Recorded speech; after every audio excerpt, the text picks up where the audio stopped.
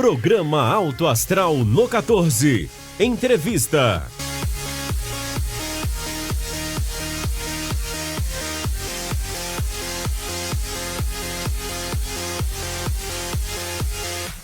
Olá, sejam bem-vindos a mais uma edição do programa Alto Astral no 14. Vivemos ainda um momento de pandemia, expectativa de novos decretos, enfim, né? Eu e a convidada, mantendo o distanciamento, mas de máscara, né? Estamos de máscara aqui, é claro, para cumprir todos os protocolos. Semana após semana, trazendo, é claro, assuntos de interesse público, basicamente na área da saúde, mas é claro, trazemos todas as áreas. Mas hoje a gente volta para o tema saúde. E a gente tem uma convidada especial, a Ilana Pinheiro. Olha só, ela é fisioterapeuta, mestre em tecnologia, gestão e saúde ocular pela Universidade Federal de São Paulo, a Unifesp. Também especialista em saúde do idoso pela Faculdade Camburi. Docente de pós-graduação, também fisioterapeuta da Clínica Visual do CRE. Fisioterapeuta do Departamento de Visão Subnormal do OA. E o nosso tema é reabilitação visual e fisioterapia. Quase faltou fôlego aqui, viu, Ilana? Pra gente falar de tantos predicados. Seja bem-vinda aqui ao programa Alto Astral no 14. Olá, Guilherme, tudo bom? Olá a todos. Eu que agradeço o convite de estar aqui conversando um pouquinho com vocês sobre um assunto tão importante que é a reabilitação visual e que muitas vezes fica subestimada, as pessoas não conhecem. Muitos me perguntam o que a fisioterapia faz na oftalmologia, mas que eu acredito, né? É uma pergunta interessante, mas eu fico muito feliz de poder estar aqui dividindo o espaço com vocês, falando um pouco sobre esse assunto. Isso, a nossa missão aqui é divulgar o quê? Conhecimento, trazer a boa informação. Sempre antes da gente começar as entrevistas, Ilana, sempre a gente tenta descobrir um pouquinho do lado pessoal da pessoa, sem ser invasivo, mas o que te levou para essa área da fisioterapia, especificamente? Olha, fisioterapia é minha paixão desde sempre, né? Então, no primeiro ano do ensino médio, eu precisei passar por um procedimento fisioterapêutico. Eu tive uma lesão na perna e fui muito bem atendida e fiquei encantada. Falei, é isso que eu quero para minha vida. Então, prestei o vestibular, passei em terceiro lugar na Universidade Estadual de Goiás, cursei a fisioterapia e depois fui encaminhando para outra minha paixão, que é a gerontologia, que é a saúde do idoso. E aí nós fomos caminhando, chegamos aí na oftalmologia, juntei as duas paixões e hoje trabalho com a oftalmologia e com a geriatria, né? A gerontologia, que é com os idosos. Principalmente porque, é claro, graças a Deus estamos vivendo mais nessa Sim. curva, tá? É verdade. Cada vez mais para cima. Então, é verdade. Esses cuidados são cada vez mais necessários nessa área. Com certeza. Então, a área da gerontologia, do idoso, todos os profissionais que estão se capacitando e trabalhando nessa área estão saindo na frente, porque felizmente estamos envelhecendo bem, graças a com Deus. Saúde, né? Estamos tendo aí uma longevidade e aqueles profissionais que se capacitarem, que trabalharem na área e se especializarem, vão estar aí preparados para o mercado de trabalho e principalmente para cuidar das pessoas, né? Desses idosos que estão aí, nós envelhecendo bem e temos que ter aí capacitação para poder cuidar dessas pessoas. Cuidar, exatamente. E até antecipou minha outra pergunta, se é que você recomenda, porque a gente tem muitos jovens que acompanham o programa também, e o jovem sabe que, não, eu quero isso, depois não quero mais, muda para aquilo. Então, a área que você recomenda? Olha, eu sou suspeita em falar, porque... Não, mas nós queremos um suspeito mesmo para falar. Como a gente é apaixonado pelo que faz, eu realmente recomendo. Então, eu estou aí, graças a Deus, na docência, trabalhando com pós-graduação em gerontologia também, fisioterapia para os idosos, e a gente vê o brilho no olhar. Mas eu vou te dizer, Guilherme, tem que ter dom, além de tudo, porque a geronto não é uma área que você trabalha porque, eu vou me capacitar, eu quero ir. Não, tem que ter uma expertise, tem que ter um jeitinho diferente, né? Tem que ter o dom. Mas se você gosta de idoso, se você trabalha ou você se tem afinidade com essas pessoas, em qualquer área, porque a gerontologia é a ciência que estuda o envelhecimento. Então, dentro do direito, da assistência social, de qualquer outra área da saúde, a pessoa pode se especializar nessa área do envelhecimento e, por exemplo, as pessoas que são do direito podem trabalhar aí com direito previdenciário, direito de deveres dos idosos, que a gente tem aí casos de violência contra a pessoa idosa de diferentes jeitos, né? Doutor Manuel Vanderlei que o diga, né? É verdade, é um grande parceiro, né? Então, eu acredito que é uma área que tem muito a crescer e que as pessoas que se interessarem, quiserem se especializar, vão sair na frente, vão contribuir muito aí com esse nosso novo mundo, né? Na verdade, os países europeus como desenvolvidos já foram preparados para isso, né? Eles foram envelhecendo e se preparando. Agora, se os países em desenvolvimento já estão com um pouquinho mais de dificuldade. É difícil você ir num posto de saúde ou num serviço de saúde que as pessoas sabem como lidar, porque existem algumas peculiaridades, né? Claro, sem dúvida. E eu costumo até falar, e até dessa dificuldade, o meu pediatra acabou virando meu geriatra. Ele acompanhou a minha vida toda. Eu não larguei dele, infelizmente, até o falecimento há 3 anos atrás. Mas, assim, foi interessante, e principalmente pelo laço afetivo que você cria, de confiar na pessoa. Muita coisa que está voltando também do chamado médico da família, né, de você criar esse laço também é importante, não é, Ilana? Isso, é verdade. As pessoas às vezes pensam assim, envelheci, eu tenho que ir num cardiologista, eu tenho que ir num pneumologista. Sim, claro. É extremamente importante. Mas o médico do idoso é o geriatra. O geriatra, ele tem esse preparo, esse estudo, de muitas vezes utilizar as medicações de uma forma mais funcional para que não sobrecarregue esse idoso, de conversar com as outras especialidades e aí esse paciente ter o benefício que, às vezes, o cardiologista, por estar na sua especialidade, ele vai passar muitos medicamentos. Sim. O outro, ou qualquer outro médico de outra especialidade. Mas o geriatra, ele consegue compilar e colocar esse paciente de uma forma mais funcional para que não tenha esse excesso de medicamento e direcionar para algumas outras áreas dentro da gerontologia e da geriatria. Então, é uma relação de confiança, né? É muito importante mesmo. Essa é a minha homenagem aqui ao meu querido amigo, né, doutor Roberto Borges, né, que eu falei, acompanhou a minha vida, me conhecia como ninguém, não errava um diagnóstico, batia o olho em mim assim, ele Já sabia. Isso é importante. Mas enfim, a gente feito esse preâmbulo, né, que é interessante, é claro, para situar, né, para quem não conhece a Ilana, um pouco das características da Ilana, e ela conversa muito bem, isso é bom, isso é importante para transmitir a boa mensagem. Vamos falar então de deficiência visual. Estou aqui, eu uso óculos. O que é deficiência visual? Eu sou um deficiente visual, e às vezes a deficiência é uma palavra muito pesada também. Mas o termo correto é esse mesmo? É esse mesmo, Guilherme. Deficiência visual. Na verdade, esse termo deficiência, ele denota para nós uma situação, ele não consegue, coitado. Mas a gente vê muitos deficientes aí em qualquer esfera que dão um show, né? Eles realmente se desenvolvem. E deficiência, ela não é sinônimo de incapacidade, de forma alguma. De deixar de ser funcional. Mas realmente é sim esse termo. E a deficiência visual, ela se caracteriza por uma perda total ou parcial de algum, no caso da visual, da visão, né? Sim. Então, a gente pode dividir a deficiência visual em cegueira, que seria a perda total, e visão subnormal, que seria a perda de 30%. A pessoa só enxerga 30% da visão total ou perde um pouco de algumas funções visuais, né? Porque a gente tem, além do quanto a gente enxerga, que é a acuidade visual, que é aquele teste da letrinha que a gente faz quando vai ao oftalmologista, nós temos outras funções visuais, que é a visão de contraste, que é como eu enxergo o preto e o branco, a diferença de cor, a visão de profundidade, que é a estereopsia, que a gente fala, se eu consigo ultrapassar um degrau, se eu vejo a diferença de profundidade de uma coisa ou de outra. De níveis também. De níveis, exatamente. Então, tem o campo visual, que seria toda essa região, ele é 180 graus.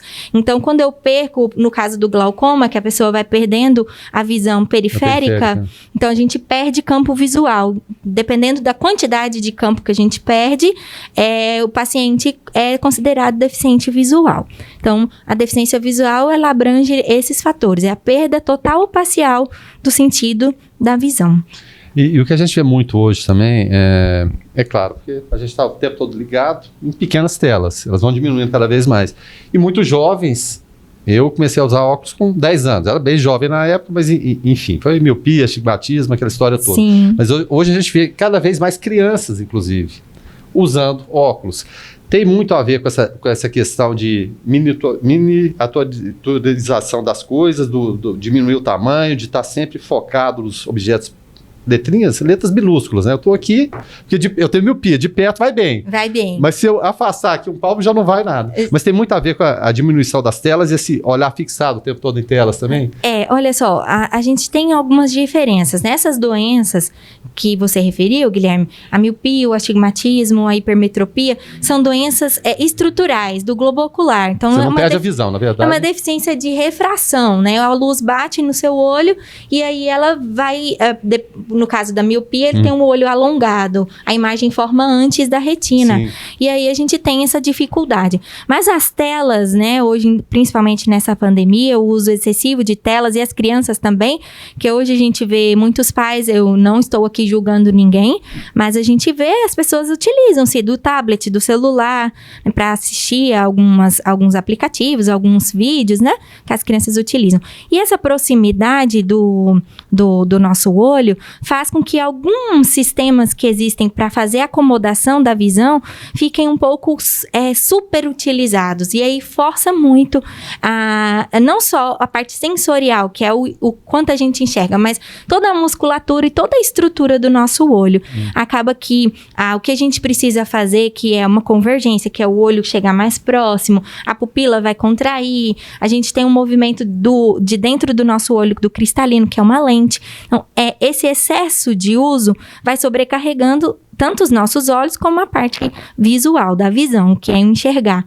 E aí, realmente, a gente vê muitos jovens, crianças, as crianças também, mais por alguns outros problemas que estamos descobrindo. Mas existe sim. E nessa pandemia, o que a gente vê de pessoas se queixando de dor de cabeça, visão embaçada, visão dupla, cansaço visual, realmente aumentou substancialmente. Então, realmente, esse contato, essa luz muito forte próximo aos olhos, pode sim desencadear esse tipo de alteração. Mas em última instância, assim, um estágio mais grave pode levar a uma cegueira? A miopia, sim. A alta miopia... Me preocupou agora, Ilana. Não, mas é a altíssima miopia, né? Acima de 6... de graus, né? Vamos colocar. Isso, acima de 6 graus, né? Então uma miopia... Tá considerável.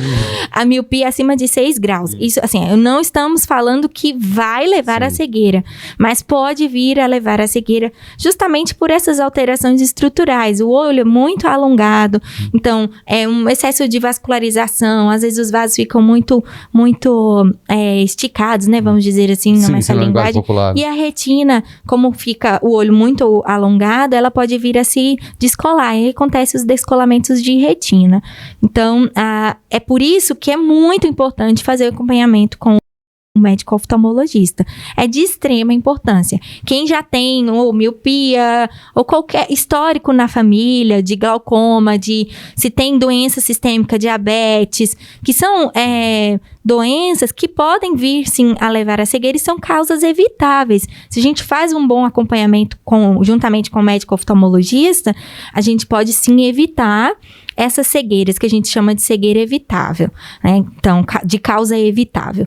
E 1 bilhão de pessoas, segundo o relatório da OMS, 1 bilhão e 100 milhões de pessoas poderiam evitar a cegueira, estão em situações de deficiência visual por causas evitáveis. Agora, você imagina só, ir ao oftalmologista 1 vez, 2 vezes ao ano é muito melhor do que você perder sua visão, né? Então, a gente fazer esse acompanhamento junto ao médico oftalmologista é de extrema importância para a nossa saúde ocular. E hoje é um programa de homenagens. Como eu sou aquele paciente raiz, homenagem também ao Dr. Pedro Chaves Canedo, que também foi o meu primeiro oftalmologista e o único até hoje também. São 44 anos já de consultas com ele. Mas então, homenagem a esses médicos todos fazem parte da nossa vida, né? Acho que claro. Isso é importante para essa reverência, ainda mais nesse momento tão complicado que a gente vive, né, Ilana? Exatamente. E médico e qualquer profissional da saúde ou qualquer profissional que seja de qualquer campo, a desenvolver essa confiança e esse vínculo é de extrema importância para que a gente possa ter um bom tratamento, né? Conseguir seguir de uma forma mais harmônica. Eu acredito que isso é muito importante. essa empatia, né? Sim, sem dúvida nenhuma. Vamos falar um pouquinho de legislação. E pela lei brasileira, quem é considerado deficiente visual? Olha, pela lei brasileira, até então, são pessoas... na verdade, é uma notação mais algoritma, né, científica, dentro do meio médico, né, da saúde, mas são pessoas realmente que tenham essa visão de até 30% no melhor olho. Sim. Então, por exemplo, se você enxerga muito bem do olho direito e o olho esquerdo não enxerga, aí você não é deficiente visual. O seu melhor olho tem que ser 30% só de visão. Tá? Então, às vezes as pessoas... Ainda não, né? Porque existe um projeto no Senado que tá em tramitação, que as pessoas que têm visão monocular, que têm um olho só que é bom, vão ser consideradas deficientes visuais. Ainda não... A média seria 50%, né? Exatamente, isso. Não se considera média, né? Não se considera média. Na verdade, é o que quanto a pessoa enxerga no melhor olho. Então, se ela tem 30% só de visão no melhor olho, ela é considerada deficiente, já é considerada deficiente visual. Então, essa graduação vai de deficiência visual leve, moderada, grave, até cegueira, de acordo com os dados que aparecem lá na nossa legislação. Bom, a gente fala um pouquinho aqui em relação à deficiência visual, mas qual a realidade hoje no Brasil? A gente fala um pouquinho dos jovens, enfim, telas cada vez menores, mas qual é essa realidade hoje? Olha, nós estávamos esperando o novo censo, que seria agora em 2020, né? O censo do IBGE, que faz esse levantamento importante de toda a nossa população, mas infelizmente por conta da pandemia nós não tivemos. Mas mediante os dados do último censo, no Brasil existem 1.200.000 pessoas que se declaram deficientes visuais. Então, nesse último censo, existiu uma diferença, porque as pessoas que usavam óculos, como você usa, eu também uso, não estou fazendo uso agora, mas né? Enfim, também se consideravam deficientes visuais. Mas a gente acha que, sim, tem uma prévia que seria por volta de 800.000, 900.000 pessoas que apresentam deficiência visual. Então, Anápolis, porque o meu trabalho de mestrado, eu tive que fazer um levantamento do número de deficientes visuais da cidade de Anápolis. E aí... Também, de acordo com o último censo, que foi o de 2010, eram 9.300 pessoas deficientes visuais. Então, um número expressivo. Eu acredito que esse número aumentou. 10 anos, 11 anos já.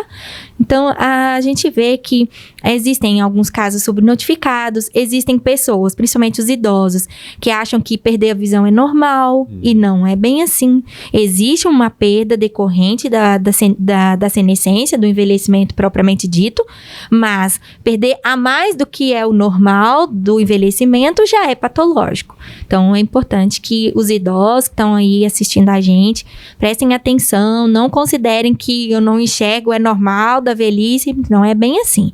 Faça um exame, procura um oftalmologista para poder detectar se existe ou não. Porque, sim, Guilherme, existem algumas doenças que têm uma evolução muito rápida. Então, se você interfere precocemente, essa pessoa deixa de perder mais rapidamente essa visão. Então, se faz esses check-ups, essas avaliações oftalmológicas periódicas, detecta antes, né, e consegue evitar. Isso vale para qualquer área da saúde, né? Então, a gente precisa... Diagnóstico precoce sempre. Sempre. E em relação até para chegar a esses números, a gente falou de censo, ele deve ser retomado agora. Eu vi até... trouxe até informações a respeito de contratação de pessoas para levar a cabo. Porque todo mundo imagina o censo, não, vou contar quantos somos. Só que tem toda uma gama de perguntas em relação à situação socioeconômica, saúde, trabalho, enfim, é muita informação. Mas para chegar, por exemplo, nesses dados, você usou esses dados, mas ao pegar esses dados, a pessoa tem que se declarar? São números que você tem em relação a consultas, pessoas que já passaram pelo médico, ou a pessoa se declarou ali, ou se acha deficiente, ou de repente usou o óculos e mandou essa informação, está valendo também? Olha, pelo que eu entendi do censo, é uma autodeclaração. Né? Tipo cor da pele, olhos. Isso, mas existem algumas informações que são colhidas do próprio DataSUS, né? Do Sistema Único de Saúde, das notificações, porque alguns dados, os profissionais da saúde, eles precisam notificar o Sistema Único de Saúde. Então, Sim. alguns dados eu creio que sejam colhidos do próprio sistema. Mas, pelo que eu entendi do censo, eles fazem uma entrevista estruturada e essa pessoa se autodeclara. Mas quando eles vão destrinchar as informações... Entender aquilo ali. Exatamente. Então, vão olhar com detalhes, existem algumas informações que a pessoa colocou. Não, porque dependendo da pergunta, se ela é direcionada, você tem miopia, você tem astigmatismo, a pessoa direciona a resposta. Sim. Então, eu não tive acesso a esse questionário para verificar como foi feita essa coleta de informações. A informação da Organização Mundial de Saúde, ela é repassada por todos os países, então tem uma média geral aí do quantitativo, né? São números confiáveis. Sim, são números confiáveis. Vamos falar um pouquinho de visão subnormal. O que seria a visão subnormal, Ilana? A visão subnormal ou baixa visão, né, que as pessoas falam, seria essa questão que a gente comentou. Pessoa que tem 30% de visão, né, até 30% de visão num olho bom, ou tem alguma alteração em alguma função visual que compromete essa visão, né? De certa forma. Então, a pessoa que tem baixa visão, ela tem dificuldade tanto na qualidade como na quantidade de visão. Então, por exemplo, uma pessoa que tem degeneração macular, que é uma doença que afeta principalmente as pessoas idosas. A retina fica com algumas manchas, é como se fossem alguns buracos, né? E a pessoa começa a enxergar ou só com a lateral, ou só enxerga do lado medial, e ela precisa... não consegue mais identificar rostos, não consegue mais fazer uma leitura de longe, não consegue assistir televisão com nitidez. Dia a dia fica exato, tudo que compromete a visão de uma forma mais funcional, vamos dizer assim, compromete alguma atividade de vida diária importante daquela pessoa, seja ela para ler, seja ela para dirigir, seja ela para reconhecer as outras pessoas, desde que seja uma perda importante no melhor olho, né? Então, 30% do olho, o olho bom que a pessoa enxerga... porque tem até que fecha o olho e fala, não, meu olho bom é esse aqui. Exatamente. Ela identifica que aquele, vamos supor, é o olho direito que é o bom, mas ele é o bom, mas mesmo assim ele ainda enxerga pouco. Aí, de acordo com a avaliação oftalmológica, o paciente que vai ser classificado, né? Então, a gente vê que a pessoa com visão subnormal, muitas vezes, tem muitas dificuldades no seu dia a dia, na sua rotina. São pessoas que enxergavam e deixam de enxergar, a maioria delas. É um processo paulatino, como aquele que você falou, ou de repente eu dormi bem e acordei ruim? Pode acontecer? Pode acontecer também, né? Depende de qual é qual a doença que vai acometer esse paciente. Então, até no embalo, já vamos para emendar a pergunta para aproveitar. Como que identificar? Quais os sinais que a pessoa tem que ficar alerta no dia a dia? Então, qualquer sinal que envolva a visão, né, de certa forma, eu estava enxergando, mas agora tem uma mancha preta, ou aquelas moscas volantes, parece que tem muitas pontinhos pretos, ou tá muito embaçado, porque a catarata que não é operada, ela leva a baixa visão. O paciente que deixa de fazer a cirurgia, daqui a um tempo ele já não vai enxergar mais. Então, qualquer coisa que seja que altere a sua visão normal, procure o médico oftalmologista para verificar se existe alguma doença degenerativa progressiva ou se já foi uma alteração que você falou agora, dormi, acordei com algum problema e não estou enxergando. E a visão é muito evidente. Quando está de uma dor, essa dor pode ser aqui, pode ser mais embaixo, acho que é na coluna, isso. Ali irradia a visão. Não tem jeito. Não tem jeito. E muitas vezes as pessoas subestimam. Não, acho que é só hoje, eu estou cansado. E vai levando. Acaba acostumando com a perda visual de um lado e vai deixando, quando vê, a doença vem e compromete de forma muito agressiva e a pessoa acaba perdendo a visão. E aí, muitos casos são irreversíveis. Não tem como fazer, às vezes, uma cirurgia, e a gente tem que trabalhar com alguns recursos que a fisioterapia vai ajudar. Bom, você falou que, né, é claro, a catarata pode ser talvez a mais séria, não sei. Mas quais doenças que acometem a visão que podem levar à cegueira, além dela? Então, nas pessoas adultas, a catarata, que se não tratável, pode vir a deixar a pessoa com deficiência visual, mas nós temos o glaucoma, que é uma doença importante, que aumenta a pressão intraocular e essa pessoa vai perdendo a visão periférica. É como se ela enxergasse por um tubo de canudinho. Sim. Ela vai comendo, né, de uma forma mais popular, vai comendo a retina em volta. Pelas beiradas. Exato, isso, pelas beiradas. Aí nós temos também essa que eu te relatei, que é a degeneração macular relacionada à idade. Nós temos as retinopatias de uma forma geral, que são doenças que afetam a retina. E aí a gente tem a diabetes como um carro-chefe. Muitas vezes as pessoas esquecem, a gente tem que alertar sempre. Sempre, porque o diabetes, as pessoas pensam assim, é só alteração de glicemia no sangue e não vai ter problema, mas ela é uma doença sistêmica que afeta todos os órgãos, inclusive o olho. Então, é uma doença que pode levar à cegueira. E nas crianças, Guilherme, porque as crianças, existem crianças, agora, principalmente com o síndrome do Zika vírus, muitas crianças que nascem já com alguma deficiência. E aí não a nível de olho, a nível central. Então, a criança nasce com microcefalia, né? A cabeça menor, o cérebro menor e nasce com uma deficiência visual cortical, que a gente fala. O olho está perfeito, mas a parte do processamento visual que está prejudicado, porque a luz vem, bate na nossa retina, vai para o nervo óptico e segue seu caminho até chegar no córtex visual, que é a região do nosso cérebro. E a criança que nasce com Zika vírus, com síndrome do Zika vírus, ela tem uma alteração nesse nível. Além das outras pessoas também, os pacientes com AVC, que muitas vezes, né, o derrame, que muitas vezes afeta essa região do córtex, podem ficar com uma deficiência visual desse nível, também a nível central, e outras doenças, né? Tá? Toxoplasmose congênita, as crianças que nascem, catarata congênita. Então, por isso, mãezinhas, que é importante levar a criança para fazer o teste do olhinho. Com o teste do olhinho, a gente já consegue detectar muitas doenças decorrentes da visão. Então, se tem uma catarata congênita, tem alteração no teste do olhinho, a toxoplasmose congênita. E detectado precocemente, como a gente conversou, tem muito mais chance de recuperar e essa criança desenvolver de forma plena, né? Porque a gente sabe que o nosso sentido da visão, ele é 70% responsável pelo desenvolvimento da criança. A criança cega, ela tem um atraso no desenvolvimento neuromotor. Se ela não enxerga, ela vai ter essa dificuldade para sentar, para poder levantar a cabecinha, para andar. Então, ou seja, dificuldades do dia a dia. Dificuldades várias, né? Exato. Simplesmente enxergar. Simplesmente enxergar, exatamente. Então, a gente precisa ter esse cuidado também para evitar esse tipo de situação com as crianças.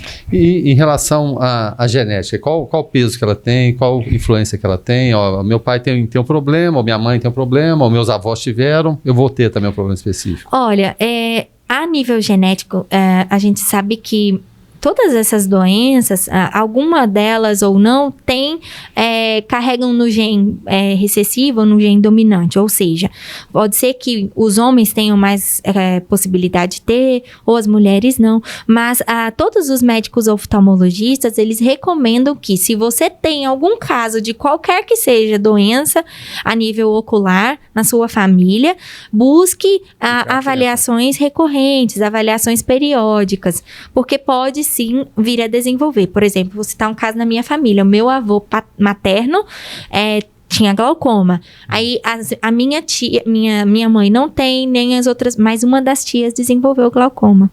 Então, pode ser que venha? Pode. Pode ser que não venha? Também pode. Mas por via das dúvidas, existe sim a importância da carga genética que pode ser passada para as outras gerações e às vezes não sai na primeira geração, mas vem na segunda geração.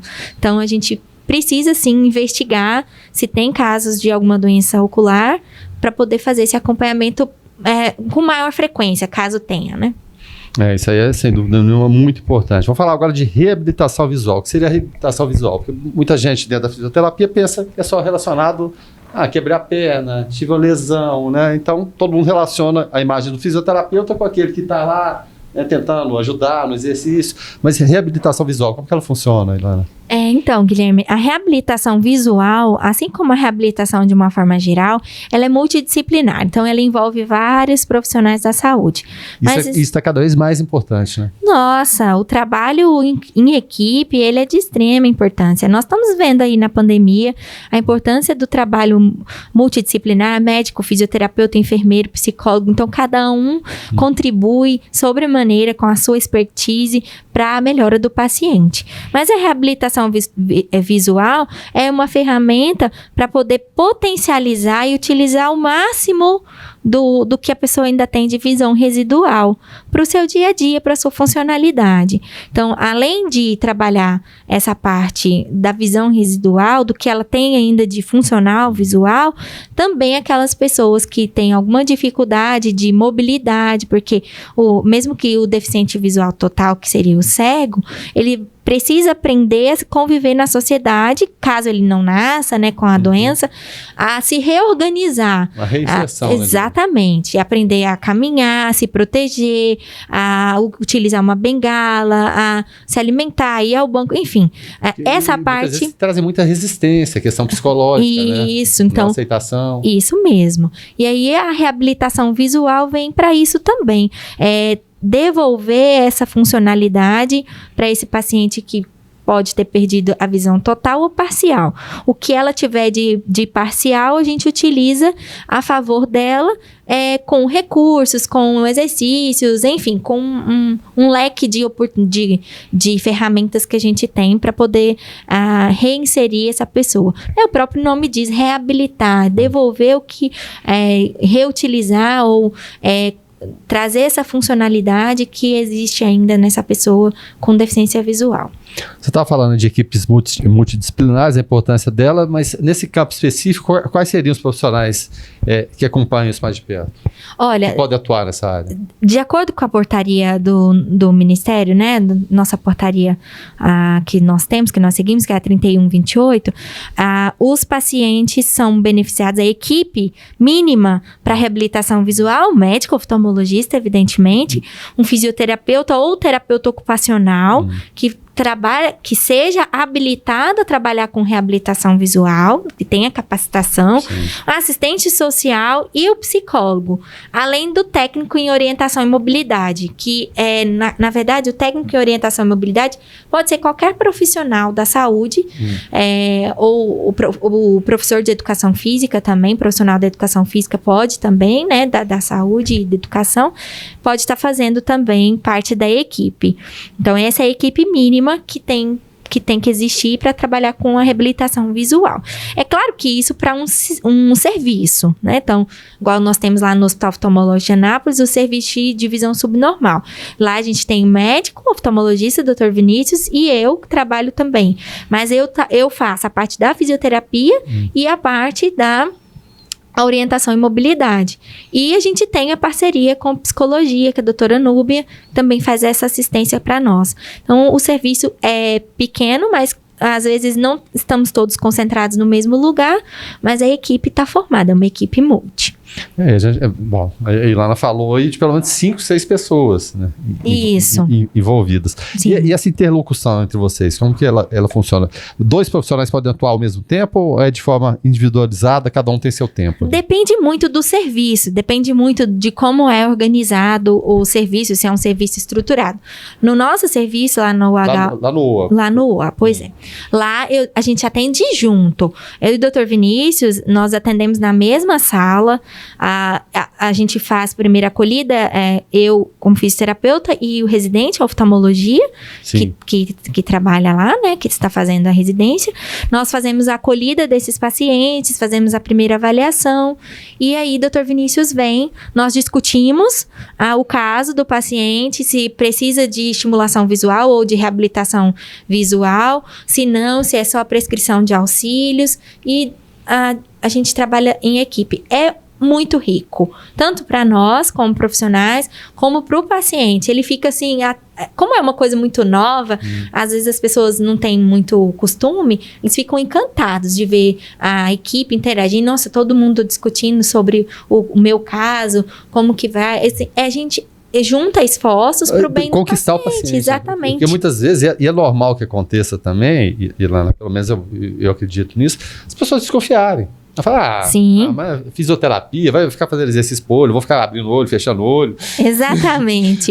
Deve acontecer no seu dia a dia. Acontece muito. Na verdade, é a importância do médico, no caso do Dr. Vinícius, né, que é meu parceiro, que me deu a oportunidade, acreditar e dar oportunidade para as pessoas que estão na área, que estão estudando, estão se capacitando, mostrarem que existe evidência científica de que funciona e que a gente tem capacidade para contribuir e somar no tratamento do paciente. Uma vez ele falou para mim, Ilana, que legal que você está aqui, porque eu não teria pensado nisso, num detalhe diferenciado, que eu, por ser outro tipo de profissional, com uma outra visão...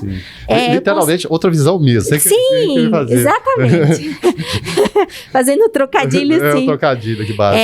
Mas da importância da gente trabalhar em equipe, porque quem ganha é o paciente. E aí a gente mostra o serviço, o paciente vê que funciona, que vai melhorar, que vai dar uma melhor qualidade de vida para ele, que vai conseguir usar um pouco. Olha, Guilherme, é muito difícil você ver literalmente as pessoas perdendo a visão.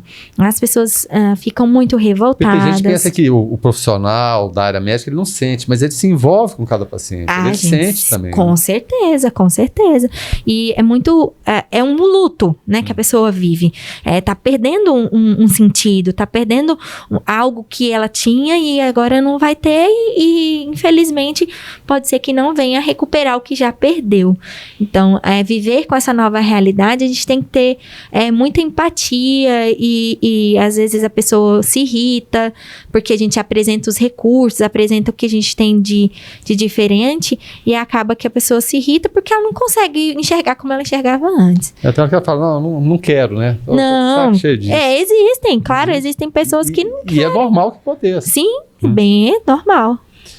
Bom, vamos citar exemplo prático do dia a dia, porque a gente está falando aqui o tempo de reabilitação. Sim. O que seria um exercício, um modo de agir? Chegou o paciente lá, é claro, teve o diagnóstico, o doutor Vinícius, né, identificou aquilo tudo, aí o doutor Vinícius passa, Ilana, agora é com você. Cita uma situação prática do dia a dia, de algo assim que modifique, de como é feito. Sim, eu vou citar um caso de uma paciente que foi lá, lógico que não vou relatar o nome, Sim. mas era uma adolescente. Então, era uma adolescente, ela tem uma alteração a nível de retina e ela, no outro serviço, foi prescrito para ela um óculos alaranjado e o óculos com a lente fixa, né? Laranja, porque era melhor para ela poder enxergar. Então, são recursos que a gente utiliza para potencializar a visão dessa paciente. Então, lá no hospital, nós fazemos uma avaliação bem completa e aí, o que foi o detalhe que fez a diferença na vida dessa adolescente? Nós apresentamos para ela um filtro, que seria essa lente colorida, que coloca e tira. Então, um filtro diferente, que era só de encaixar, que ela poderia usar a lente transparente e usar o filtro, a lente colorida, só quando ela precisasse. Porque há o constrangimento do adolescente. Exatamente, fez toda a diferença para ela. Então, ela ficou muito feliz de poder não ficar usando o óculos com a lente alaranjada o tempo todo, e poder também fazer uso do recurso e melhorar também essa questão da autoestima. Nós tivemos uma criança menorzinha, que tinha uma dificuldade para enxergar também, com baixa visão, e nós apresentamos um óculos para ela diferente, chama Max TV. Quando a reação dela, Guilherme, foi assim, emocionante, porque quando ela só assistia TV muito próximo do aparelho, né, de TV. E aí ela estava sentada um pouco mais atrás, na cadeira, e a gente colocou os óculos. Essa menina deu um grito dentro da sala, mamãe, eu tô enxergando. Então, assim, a gente arrepia, porque... Emociona, né? É uma coisa simples, apresentar um recurso simples e fazer uma diferença enorme na vida das pessoas.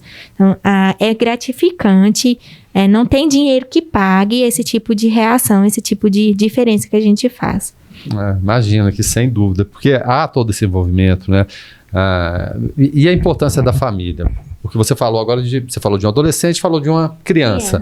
Sim. Os papais, as mamães que estão vendo, eles devem ficar atentos a que sinais? A criança começou a coçar muito os olhos, esfregar muito os olhos, chegar muito próximo da TV ou de alguma... apertadinha nos olhos? Apertadinha. O MIP faz isso, bastante. Né? Apertar um pouquinho os olhos. Se tiver sentindo dor, relatando dor de cabeça frequente, ou... tá vendo borrado, ou uma mancha, ou distorção de cores. Os bebês, por exemplo, quando a criança enxerga, um mês, aos primeiros dias, 1 mês, 2 meses, ela já começa a fazer contato visual com a face da mãe. Já olhar, né? Exatamente. Se você observar que essa criança não está fazendo contato com você, visual, olhando para você... Igual a gente está fazendo agora, olhos nos olhos. Exatamente, isso. É importante procurar a ajuda especializada para investigar se existe alguma baixa visual ou alguma alteração a nível oftalmológico. Às vezes a gente subestima muito os olhos, né? Mas os olhos são a janela da alma. E assim, eu brinco com os meus alunos que olhem nos olhos dos pacientes de vocês. E o olho nunca foi tão importante como nessa pandemia. A gente conhece as pessoas sorrir através... com os olhos, né? Principalmente. Exatamente. Ficar nervoso também. Isso. Então, é importante a gente estar sempre atento. Esses sinais são importantes. Às vezes, algum desvio no olhinho, ou viu que o olho da criança tá muito juntinho do nariz, vesgo, né? O popular vesgo, ou um olho tá olhando para cá, o outro para lá, que a gente chama de estrabismo, que é um outro tipo de estrabismo. Então, são pequenos sinais e detalhes. A criança que coça muito os olhos, é importante acompanhar. Tem que acompanhar o tempo todo, tem que ficar atento. Então, em relação ao público-alvo, ele vai desde o bebê até o de mais idade. Isso, o público-alvo da fisioterapia ou da reabilitação visual de forma geral é do bebê recém-nascido até os longevos aí, 100, 105, as pessoas com mais idade. Nós atendemos todo o público.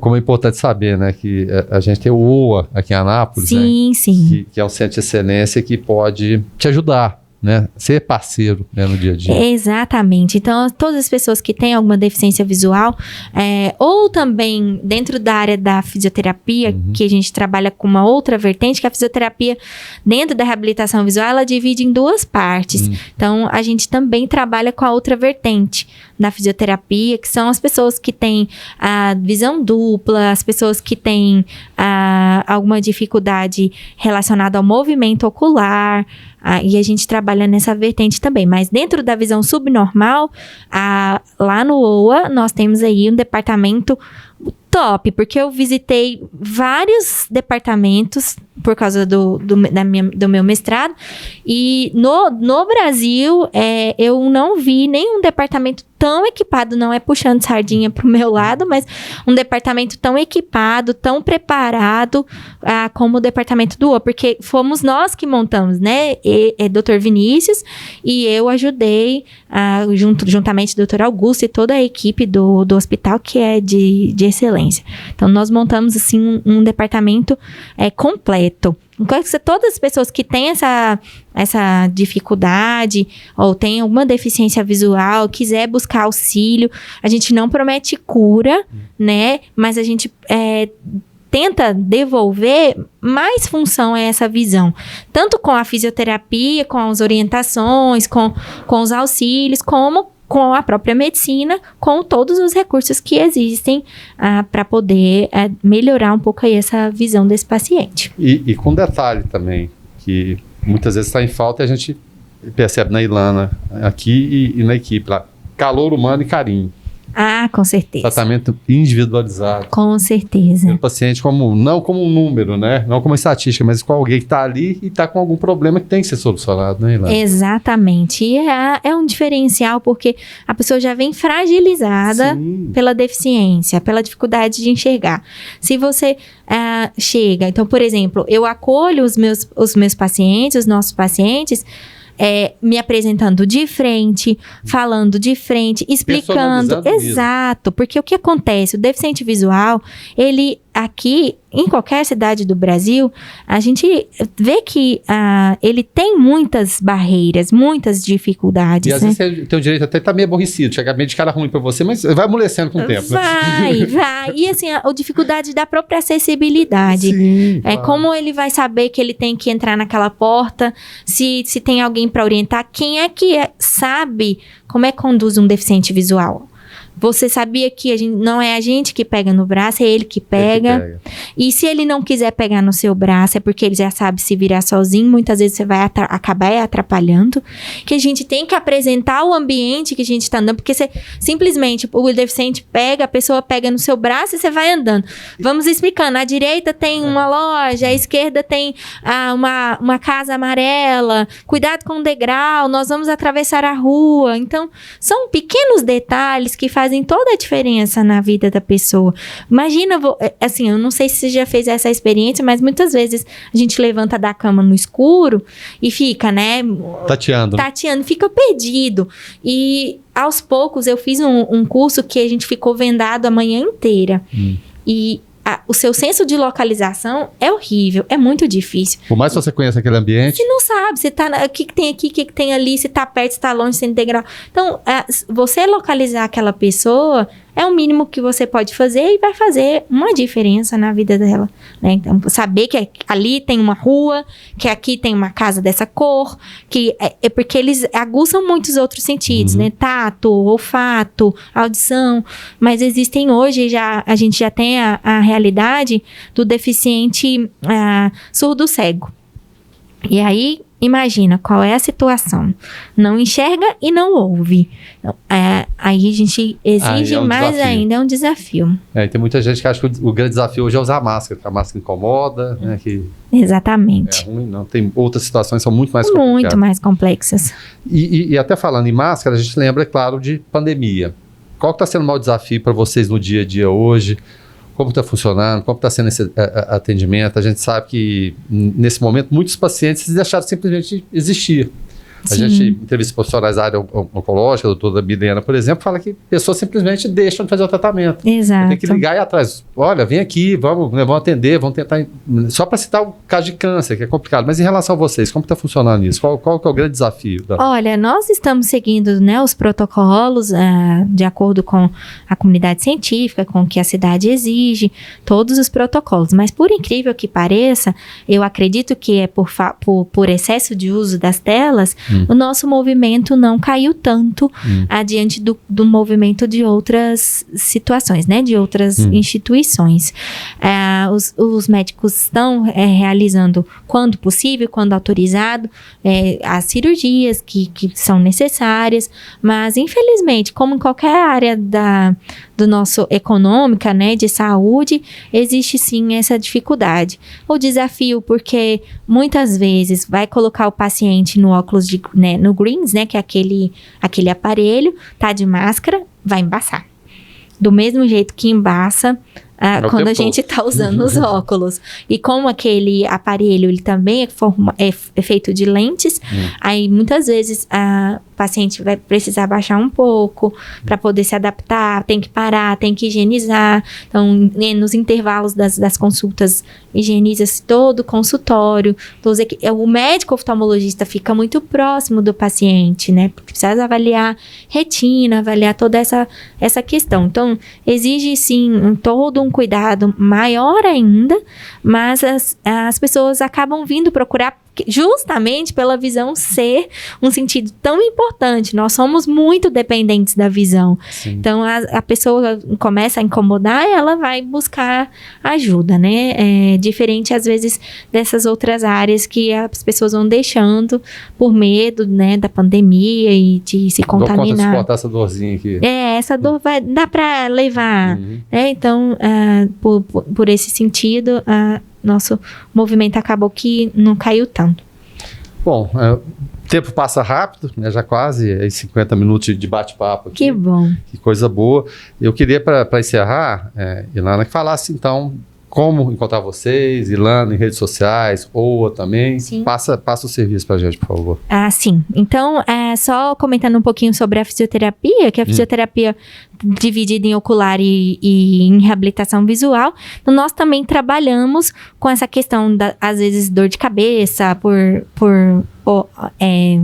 questão visual. Sim. E tem alguns exercícios que a gente faz que ajudam a melhorar esse alinhamento dos olhos. Então, hoje em dia, a gente já sabe que a parte ocular dos olhos interfere na postura, interfere no equilíbrio. Até mudei. Interfere no equilíbrio. Então, vários estudos nesse sentido. Então, a fisioterapia ocular ou oftálmica também casa com a parte da reabilitação vestibular das pessoas que têm tontura, vertigem, que a gente trabalhando os olhos ajuda também nesse equilíbrio, na atenção, na percepção, em vários outros sentidos. E nas redes sociais, o meu Instagram é @IlanaFPinheiro, o Instagram do hospital @OAAnápolis, tudo junto. E nós estamos aí trabalhando, né, em prol dessa melhora, querendo divulgar mais essa área da fisioterapia.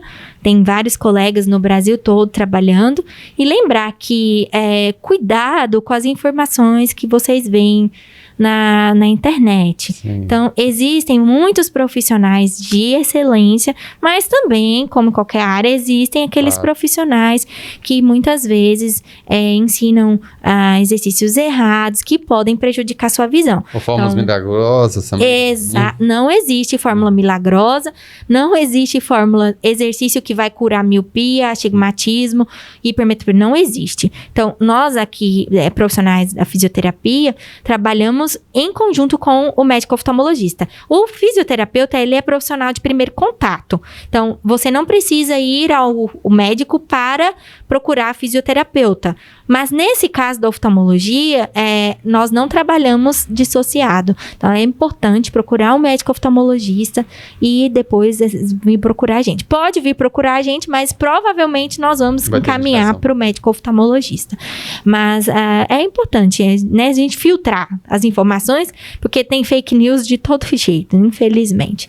E é isso, nós estamos à disposição, o que eu puder informar, o que eu puder acrescentar, para poder informar sobre essa área, a gente está à disposição. Tá certo, Ilana, muito obrigado pela Eu que agradeço. Tá certo? Bom, nós conversamos com a Ilana Pinheiro, ela é fisioterapeuta, também mestre em tecnologia, gestão e saúde ocular pela Universidade Federal de São Paulo, Unifesp, especialista em saúde do idoso pela Faculdade de Camburi, também docente de pós-graduação, fisioterapeuta da Clínica Visual do CRE, fisioterapeuta do Departamento de Visão Subnormal do OA. Para quem pegou essa entrevista no final, ela é reprisada na grade de programação do canal 14 da NET em diversos horários e também vai estar lá no nosso canal do YouTube, tá? Programa Alto Astral no 14. Só para lembrar, essa entrevista é de número 176. Então lá você vai acompanhar a Ilana e as outras 175 anteriores também, tá? Então, mais uma vez, muito obrigado, Ilana. Obrigado ao OA, né? Ter cedido a Ilana para dar entrevista para a gente aqui também. E, enfim, e principalmente a você, assinante do canal 14 da NET, aos nossos parceiros, e o OA é um deles, sem os quais seria impossível trazer esse programa, tá certo? Então, até logo mais. Clínica Radiológica de Anápolis, Arroz e Feijão Imperial, Geolab Genéricos, Instituto Oncohematológico de Anápolis, Hospital Evangélico Goiano, Plameg, Unievangélica, Supermercados Atende Mais, Compensados Anápolis, Clínica Vacine, Produto JK, Ácido Algodão, Laboratório Modelo, Farmácia Naturalis, Cicobi, Unicentro Norte Goiano, Lages Vibracom, Mercafrios Mauá, Mix Limpeza, a melhor opção em produtos de limpeza, Pamela Rezende, assessoria e consultoria, Ponte Pereira, Hipercozinha Industrial, Rádio Imprensa, 104,9 FM, Bioimagem, empresa biomédica especializada em diagnóstico por imagem, única unidade de combate ao câncer em Anápolis, Restaurante Barriga Cheia, Síntese Comercial Hospitalar, Extra Corpus, Equipamentos Médico Hospitalar, Ego Service, Vigilância e Segurança Privada, Box Seguros, Corretora de Seguros, Meglif Uniformes, Pérola Distribuição, Crédito Contabilidade, Perícia e Auditoria, Centro Automotivo de Reparos Lagcar, Evolução Tecnologia, Laveste, Lavanderia Hospitalar, Arroz Frito e Restaurante Dom Macarrão, Ortomed, comércio varejista de equipamentos médicos e ortopédicos na cidade de Ceres, e Sebron, medicina oncológica.